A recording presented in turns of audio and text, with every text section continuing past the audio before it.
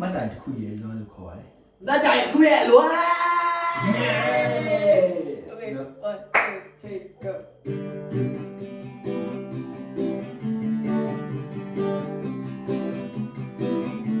ဘိုးတွေတော့ငါတွေ့လိုက်ရတဲ့ကောင်းပါလေးတယောက်ကြောင်းရှိနာကမှတ်တိုင်လေးမှသူလေးရပြီးစားမြင်မြင်ချင်းသူရဲ့နာမှာကျွန်တော်ရင်ဘူးလို့နေပြီနာလေးတွေ့ချိန်မှာသူ့ပုံရိပ်များဟာ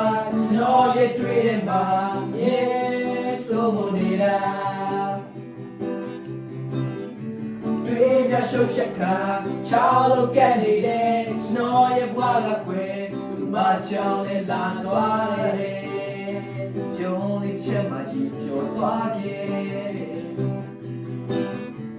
နောက်တစ်ခါတွေ့ဖို့ရာရှင်နေရာလေးမှာသွားပြီးဆောက်လို့ရှာကျွန်တော်ရဲ့ပြောရတာတွေ့လိုက်ရတဲ့အခါအရေးရဲ့နဲ့သူတစ်ပေးလေးကိုကဲခါရှင်နေမှုယူခဲ့တာသူမထွက်ပေါ်လေပန်းစီလေးဝဲသွားပြီးပြေဖို့ရာထွက်ခဲ့တဲ့ချိန်မှာ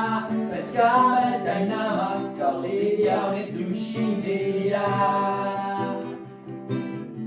သူဟာသူလေသူဟာသူလေ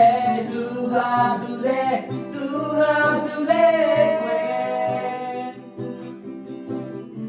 ပန်းစီလေးကွက်က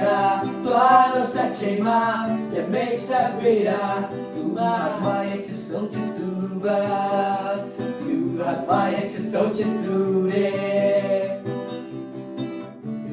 ဆက်တွေ့ခဲ့တဲ့မင်းနဲ့မတ်တိုင်လေးမှာမိတ်ဆက်ဆွဲလက်မိတဲ့မင်းပြုံးပြီးပြောတဲ့ကိုယ်လုံးဒီခွင့်ရတဲ့မင်းနဲ့ချစ်တဲ့ဘုရားကိုလက်စကြတိုင်းလွှမ်းဆွေးပြီးအကြောင်းကိုဒီစဘုရားကိုကြတော့ပန်းလေးမျိုးကိုစားလို့ငကြိုက်တဲ့အနေစီလေးနဲ့မင်းတို့မတ်တိုင်လေးစီကိုလေးအပြေးလာတယ်ရောက်လာချိန်မှာမင်းရဲ့မှာချက်ကောင်တစ်ကောင်ရောက်နေခဲ့တဲ့ကိုယ့်ရဲ့တဲ့ကျွဲချင်းလေးကတော့ကိုစိုးပြလိုက်တဲ့အဲ့ဒီကရင်တိုင်းလေးပဲနေအောင်ချာတီရောက်နေပါသွားပြီ